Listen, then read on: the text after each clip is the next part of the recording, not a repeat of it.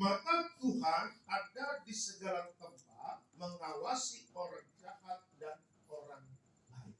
Keterangannya apa? Wujud integritas adalah melakukan apa yang benar walaupun tidak ada orang yang melihat kita. Dan ingatlah, ada sepasang mata yang terus memperhatikan kita. Integritas dalam terjemahan Kamus Bahasa KBBI, Kamus Besar Bahasa Indonesia, itu berbicara tentang kejujuran. Ya, dan tidak mau hidupnya tuh kompromi, integritas. Kenapa Tuhan itu menjunjung tinggi integritas? Karena apa? Karena integritas adalah karakternya Tuhan. Coba Bapak Ibu lihat waktu Yesus dalam pelayanan di dunia ini, 3,5 tahun dia pelayanan. Apakah Yesus kompromi dengan dosa? Apakah Yesus kompromi dengan yang jahat? Tidak. Waktu Yesus datang ke bait Allah, ada yang main judi di sana, dibalik-balikin ke meja. Ya, ada yang main kartu remi, ada yang adu ayam, ya kan, ada yang main biliar, ya. Pak, emang ada biliar dulu? Itu bisa aja Bapak Ibu lah. Biasanya kadang-kadang main biliar, ayo main kartu, main judi juga. Artinya apa? Ada aktivitas di bait Allah yang tidak berkenan di hadapan Tuhan. Apakah Yesus mengatakan apa? Oh, nggak apa-apa, lakukan aja lah, aman lah, enggak. Tetapi apa yang Yesus lakukan apa? Dia ngamuk, dia balik-balik itu, dia tendang-tendangin meja, dia usir orang yang melakukan dosa di bait Allah. Itu menunjukkan apa? Bahwa Yesus sangat menjunjung tinggi integritas. Ya. Nah, kalau Bapak Ibu dan saya mau hidupnya menjadi pelaku firman dan taat, dan apa yang penting bagi Tuhan adalah apa? Hidup dalam integritas.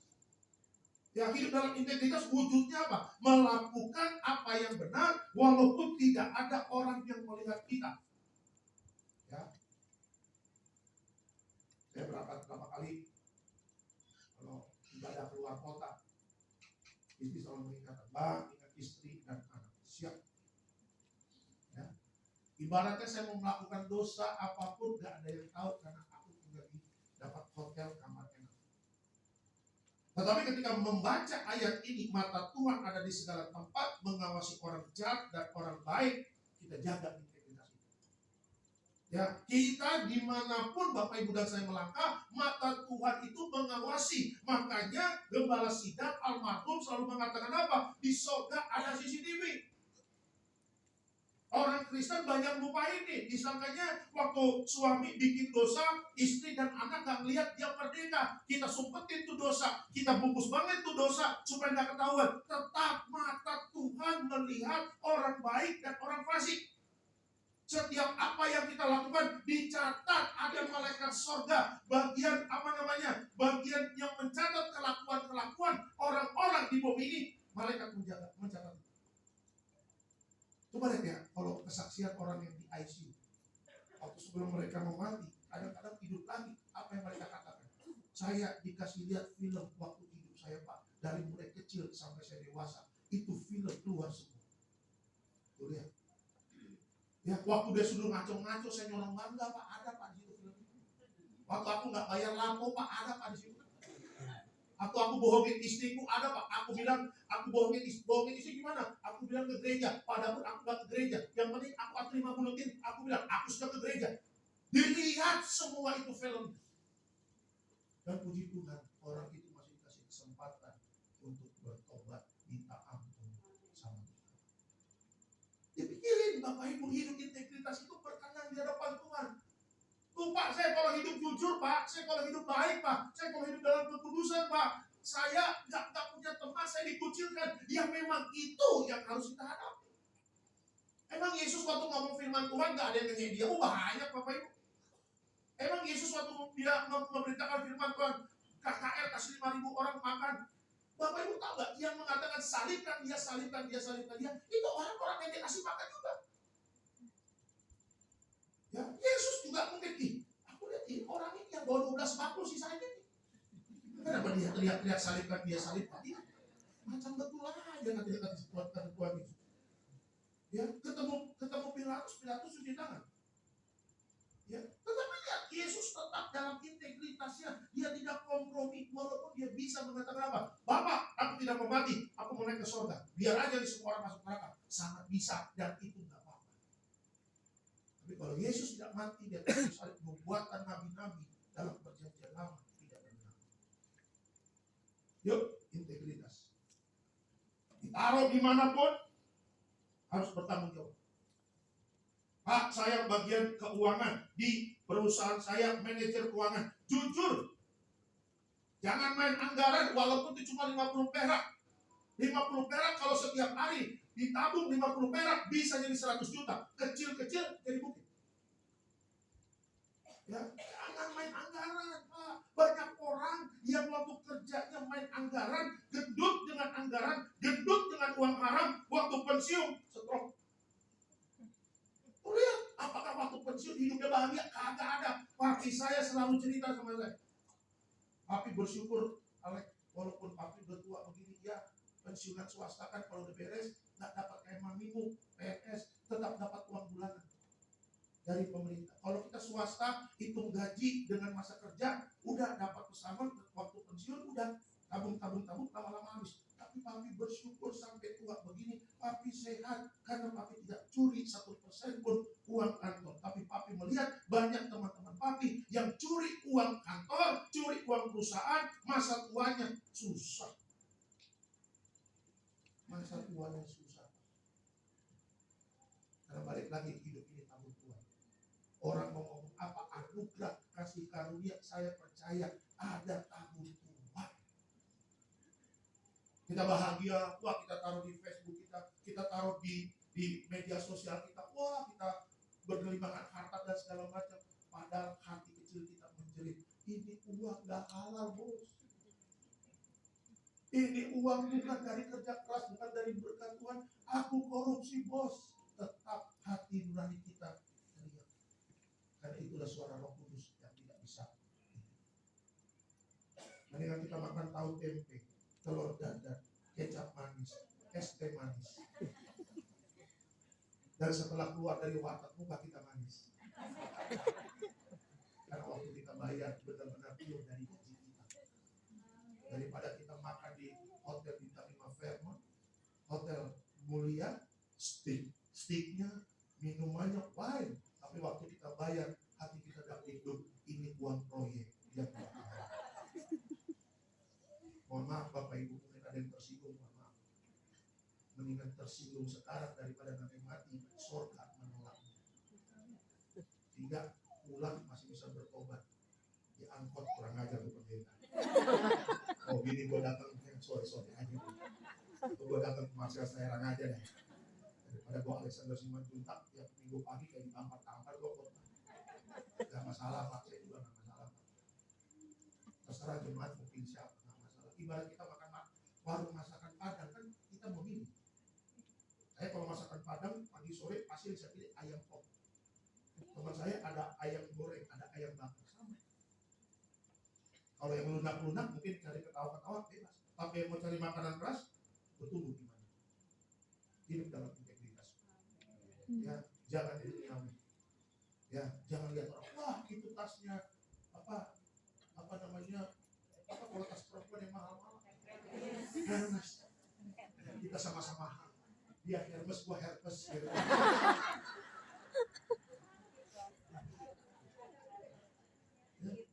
Bapak Ibu, gaya hidup itulah yang bikin orang jadi gak berjalan dalam integritas.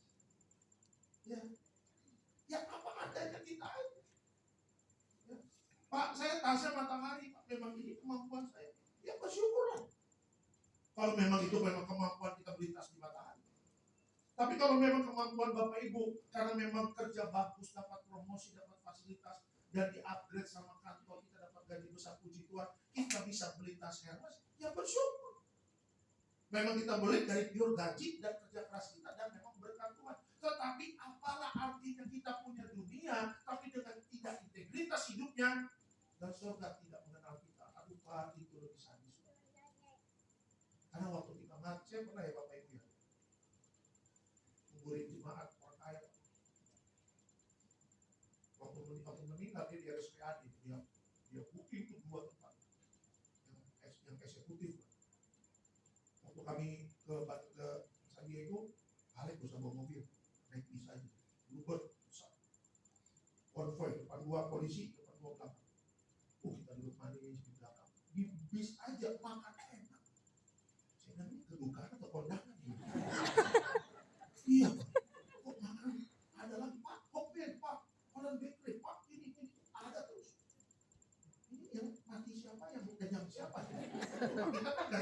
ya di layar itu ya kita puji Tuhan. Baru keluar Bekasi Barat dan tidur sih katanya mau kayak gitu. Bekasi Barat, Karawang masih jauh. Tidur kita masuk alam. Gua belakang Alfa. Pas mati udah diturunin pakai, kalau di Sandi itu kan pakai mesin ya. Beda kalau penuh rangon. Ayo bang, lain. Injek gitu. Kalau San Diego mantap lah. Matinya juga tersenyum bapak ibu ya. Mesin. Terus waktu saya lagi gini, ketemu artinya sama ditanya, pendetanya ya. Pak pendeta kan setiap manusia kan pasti akan mati. Tentunya. Kenapa sih? Kalau Pak pendeta mau beli, hubungi saya ya. Wah. Lagi pembukaan masih di bisnis nih. Ya Cik, makasih ya Cik. Tapi biasanya kalau pendeta terakhir jemaat yang duluan Cik. Kacau juga tuh orang tuh. Belum lagi kedukaan, lagi nyanyi, ditawarin juga kalau mau pilih view, enak pilih view.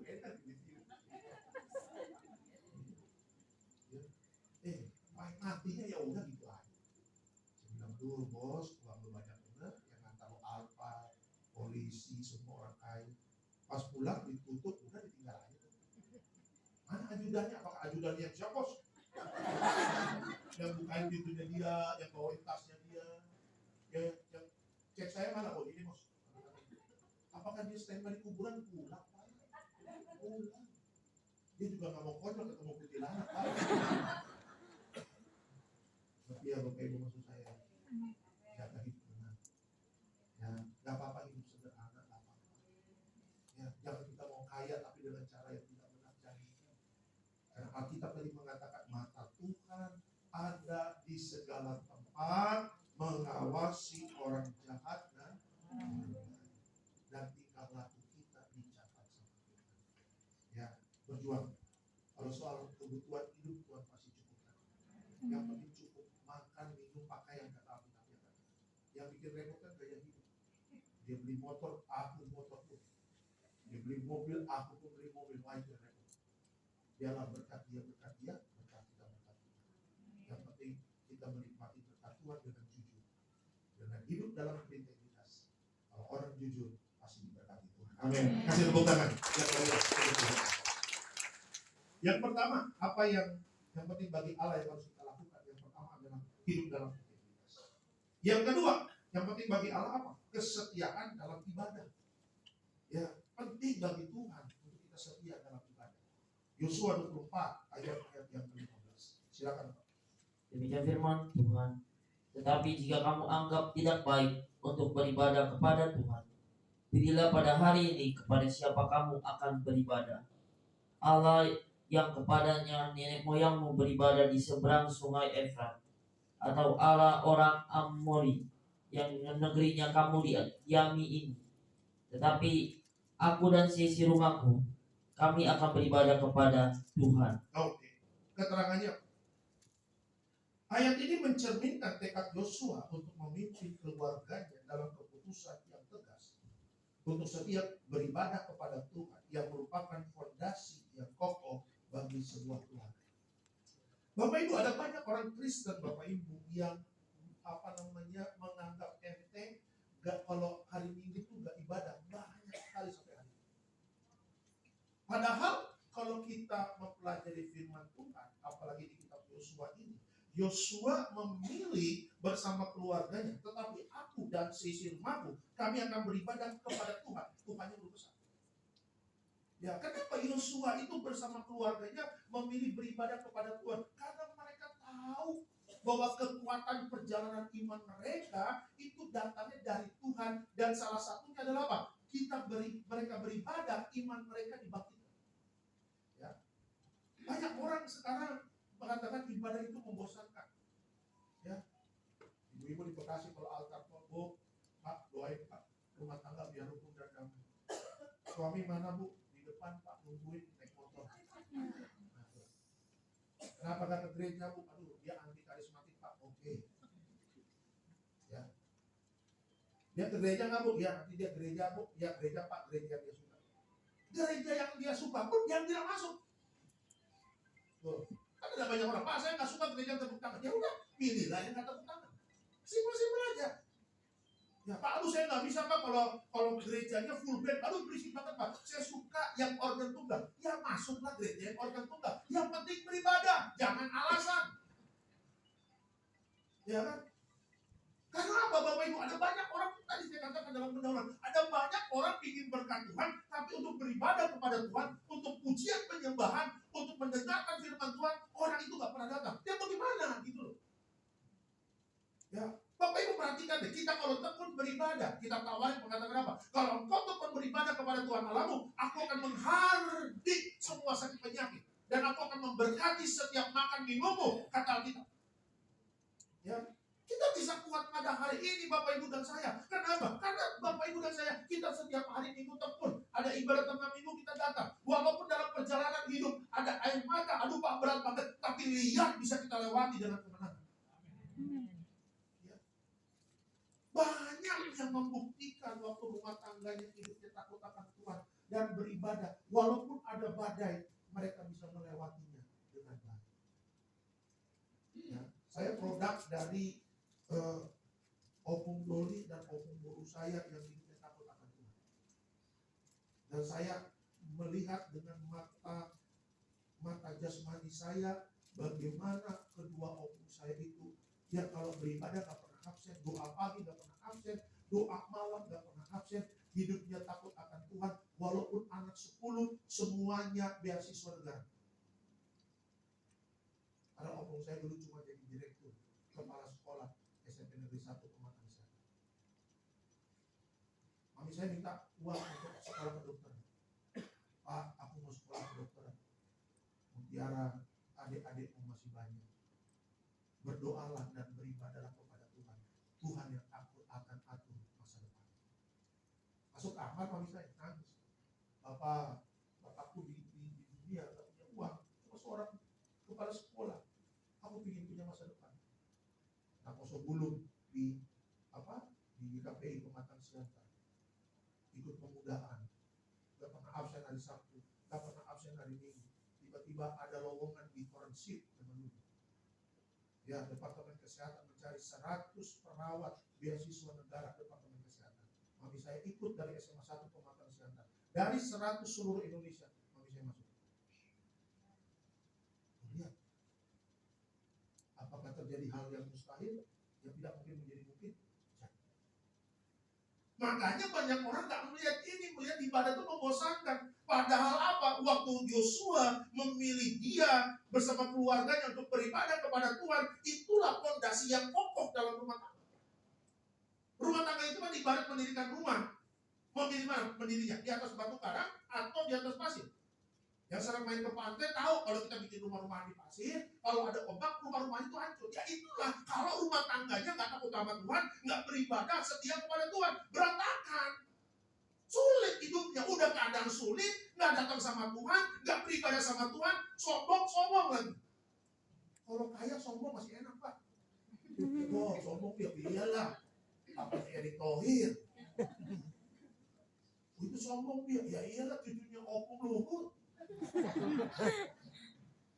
Ini udah ngadong hepeng sombong lagi ya kan. Udah nggak ada cuan, nggak pernah ke gereja lagi. Ya kan, petatan petenteng gitu. Ngapain hidup kalau cuma petatan petenteng? Ya malakin orang gitu, bikin susah orang tua gitu, bikin malu marga kita gitu. Itu bikin malu itu. Mending kaya, udah miskin, gak pernah ke gereja, sombong, malakin orang, moncongnya, waduh, berinya minta ampun. Gak ada kelarnya Pak. Tapi kalau kita rendah hati, ya kita tahu hidup ini berkat datang dari Tuhan. Besok ibadah jam berapa? Jam 7 yuk, di Cawang. Ada pendeta favorit tuh di sana.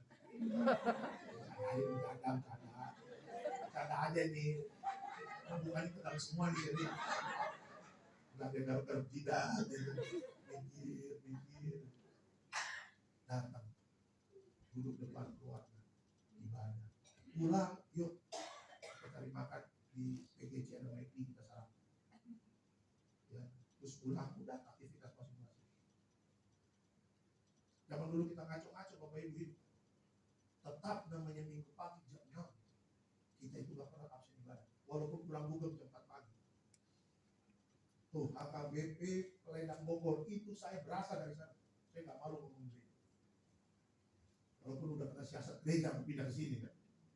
Dipermalukan ya udah. Semoga Alexander Simanjuntak kembali ke jalan yang benar. Emang ngapain? Kan saya lapor kan, anakku mau nikah di gereja, dia benar dapat lapor, ditindik, dikeluarkan dapat siasat gereja. Apa-apa nih? Namanya juga aturan gereja kan beda-beda.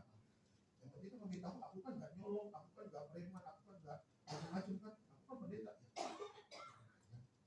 Toh aku kalau mami saya lagi latihan kur gitu, saya datang tetap disambut, Ale, sekali-sekali isi dong nak poso, lalu udah pecat gua. Masih ada itu tingginya kita foto ya, sedih bener. Kita baptis di sana, kita nak poso di sana, kita sini di sana. Tapi ya udah, namanya juga hidup pasti kan ada begitu, nggak masalah. Ya, jam 6 pagi kita dulu. Kan kalau gereja yang zaman kayak apa kayak gereja-gereja kayak HKBP gitu kan, dia kan punya mimbar kan. Iya kan? Pendetanya naik agak jauh kayak Gunung Sinai, Bapak Ibu naik. Ya kita dulu Pak. Ada pendeta PKBN sudah meninggal, itu biasanya sama saya. Waktu saya CD ya, CD ya, naik CD. Apa itu dia putih? Dia bilang, kalau bisa kok pelayanan, dimanapun kok pelayanan. Apa? Aku dimanapun berarti kan? Ya dimanapun. Ya kan? Kan kita nggak tahu namanya misteri hidup Bapak Ibu ya kan? Oh ya, siapa? Ya bukan. Dimanapun nanti mau melayani nggak di gereja itu, aku juga. Walaupun aku nanti sudah tua mati, aku tidak melihat aku siapa. Setiap ibadah, ya Bapak Ibu, setiap ibadah ini akhir zaman. Puji Tuhan, kita masih bisa beribadah. Zaman COVID kemarin, Pak, kapan ibadah buka lagi Pak? WA-nya kan.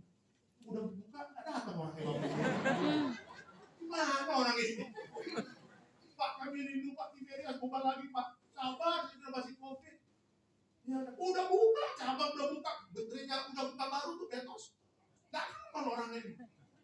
Kemana bos? Live streaming aja Pak. Ya, live streaming. Malu sama ngomong-ngomong di calon datang nggak lagi di setiap ibadah. Ya, kasih tahu sama keluarga. Tuhan Yesus sudah mau datang. Yuk kita keluarga kompak gitu. Ya, kalau kita tetap beribadah, kita mengatakan Bapak Ibu, makan minum Tuhan cukupkan. Tuhan akan menghalau penyakit dari kehidupan kita. Amin. Kasih tepuk tangan. Ya, yang harus diperhatikan yang penting bagi Allah, yang pertama hidup dalam integritas, yang kedua adalah kesetiaan dalam ibadah. Yang ketiga terakhir, yang penting bagi Allah adalah kesungguhan dalam kerendahan hati. Ya, kesungguhan dalam kerendahan hati. Yakobus 4 ayat yang pertama. Silakan. Demikian firman Tuhan. Tetapi kasih karunia yang Dia anugerahkannya kepada kita lebih besar daripada itu.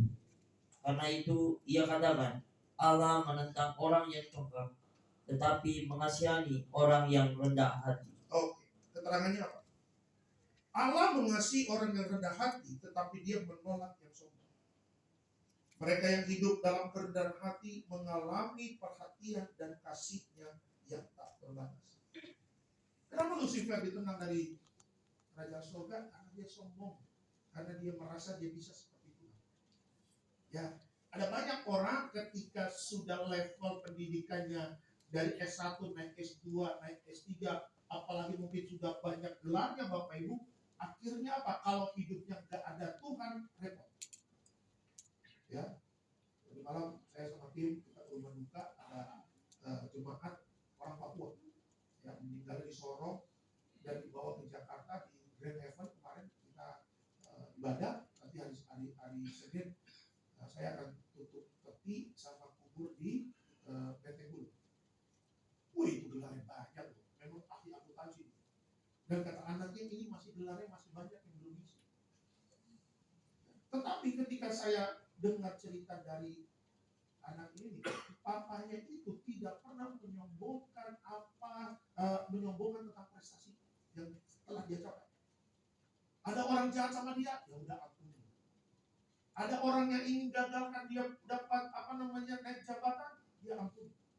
Bahkan seminggu kalau nggak salah sebelum meninggal, dia tahu orang-orang yang ngejati dia. Dia telepon istri dia dan mengatakan apa? Aku ampuni si A, si B, si C, si D, si E.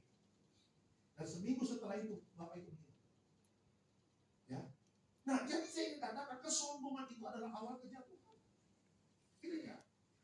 Ahok waktu dan di interview tentang pemilu di salah satu di YouTube, dia mengatakan apa?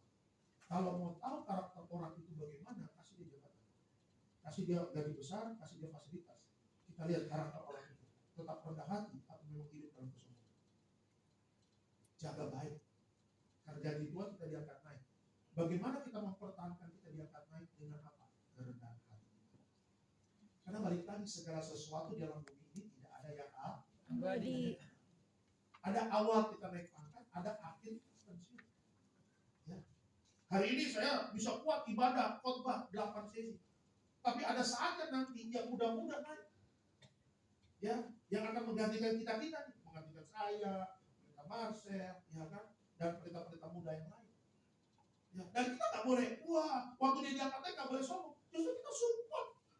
Puji Tuhan, karena akhirnya apa? Ada kaderisasi yang baik di gereja ini. Sehingga apa? Sehingga banyak pendeta-pendeta yang akan dipakai Tuhan luar biasa. Tetapi kalau sudah diangkat naik sama Tuhan, ya jangan sombong. Dulu waktu masih pengurus cabang, shalom-shalom. Udah jadi pendeta, turun mobil di lobi, jemaat, Pak, minta doain. Sibuk. Waktu mepet. Ya nggak apa-apa lah. Kalau saya prinsip nggak apa-apa, kita cabang selanjutnya agak telat dikit nggak apa-apa. Tetapi kalau melihat ada jemaat, minta didoain. Saya bilang sama dia, minyak kelapa mana? Pak, bagi minyak kena, boleh dikit ya, tapi jangan satu botol. Ada jemaat juga kadang-kadang nggak ada kemanusiaan juga. Lalu sesi pertama minta minyak kita semua. Terus sesi kedua 4 sampai 8 kita pakai minyak apa? Minyak goreng, ya. Jangan begitulah. Kalau Pak bagi dikit dia tidak kasih, kalau dikit-dikit jangan. Pak itu kan tasnya minyak berapa semua? Baginya aku Pak, boleh bagi aku Pak. Semuanya kita pakai apa Pak? Masih sesi pertama ini. Kalau udah sesi terakhir nggak apa-apa lah kita. Iya, kayak di Nias tuh. Udah habis-habisin aja bagi-bagi. Wah, tapi mak gue. Kita dari Nias terakhir ya. Bagi minyak. Apa sih mau disombongin? Apa sih mau disombongin? Ya, apa sih mau disombongin? Ya, hidup manusia akhirnya makin kuat. Ya, kita dulu naik turun tangga kuat, tapi ada kalanya nanti kita naik tangga, aduh. Ya, kayak mami saya di mall, mami saya kalau di mall, Mi mau ke sana sini, udahlah mami duduk sini aja ya. Kita taruh mami kita di Coffee Bean atau di Starbucks atau di tempat ngopi-ngopi. Kamu mau kemana? Ini sama Winnie, saya sama Winnie. Mau ke H&M sama ke Zara. Udah mami sini aja lah. Udah capek kalau jalan-jalan, Dulu waktu masih kuat, ke pasar Bogor, bawa belanjaan kiri kanan, tidak nemenin juga. Sekarang udah ngerti, udah mau 80. Ya, baik kalau ke pasar, nanti udah nggak bisa lagi kayak dulu ya. Paling seminggu 2 kali. Ya, kalau udah 80 udah mau 80 tahun. Padahal dulu suster di Bogor, dari atas sampai bawah atas, mobile, suster mutiara, mobile. Sekarang, artinya manusia itu ada waktunya kuat, ada waktunya memang rapuh juga. Makanya apa yang mau disombongin? Tetaplah rendah hati, karena Tuhan menentang orang yang sombong. Ya, kalau diangkat naik bapak-bapak, Pak, ya, kalau memang dulu biasa nongkrong di warung kopi, alergi warung kopi. Kalau udah jadi bos kan, sekarang Coffee Bean, Starbucks, more, warung kopi, sakit perut. Ya. Tapi itu juga tadi, tetap juga teman-teman saya sudah diangkat naik juga, ujung-ujungnya tapi yang enak di mana ya? Lah, lu kan bukannya suka bintang 5, bosan bintang 5 gitu-gitu doang. Ujung-ujungnya juga cari warkop Bapak Ibu. Dapat banyak duit, gila, di mulia. kopi cuma seembet doang, ambil 75.000. Di warung kopi 15.000. Buset. Nah kan orang kaya tetap aja nggak, kita nggak rela juga kopi doang cuma begitu. Ujung-ujungnya warung kopi juga baru kopi. Kita nggak pernah sukses. Lagunya dulu kasih. Ujung-ujungnya warung kopi. Ujung-ujungnya makan warteg di Ben Hill juga. Lihat kerja eksperimen kan, kayaknya ada handphone. Ujung-ujungnya warteg juga di belakang kantor. Bukan begitu kan, bukan begitu. Penampilan sih kayaknya gajinya gede. UMR juga Pak. Makan juga, wah berat kok kalau makannya di Plaza Senayan, di Bongkas, wah nggak sanggup gaji. Ya kita cari warteg juga. Warteg juga, ini the best warteg. Sesuai dengan kantong. Jadi apa yang mau disombongin? Ya, semua berkat kita dari Tuhan. Ya, biarlah waktu kita diangkat naik sama Tuhan, prestasi kita untuk kemuliaan Tuhan. Bukan curi kemuliaan, tapi untuk memuliakan Tuhan. Amin. Kasih tepuk tangan. Ya, kesimpulannya terakhir, kesimpulan kehendak Tuhan yang tidak boleh kita abaikan adalah hidup berintegritas, yang beribadah dan kerendahan hati. Mari kita lakukan dengan setia. Haleluya. Kasih tepuk tangan.